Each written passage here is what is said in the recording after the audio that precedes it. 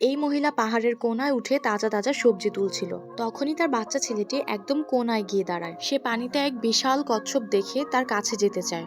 হঠাৎই একদল পাখি তার কাছ দিয়ে উড়ে গেলে বাচ্চাটি কন্ট্রোল হারিয়ে পানিতে পড়ে যায়। মা বাবা দৌড়ে এলে দেখে বাচ্চাটি পানিতে হাবুডুবু খাচ্ছে। বাবা বাঁচাতে গেলে মা তাকে থামিয়ে দেয়। বাচ্চাটি সাঁতার জানতো।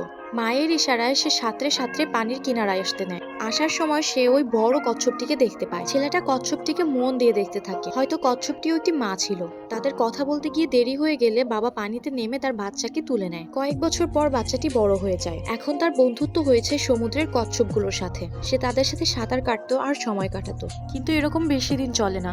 পরের দিন সকালে আবহাওয়া খুব খারাপ দেখাচ্ছিল।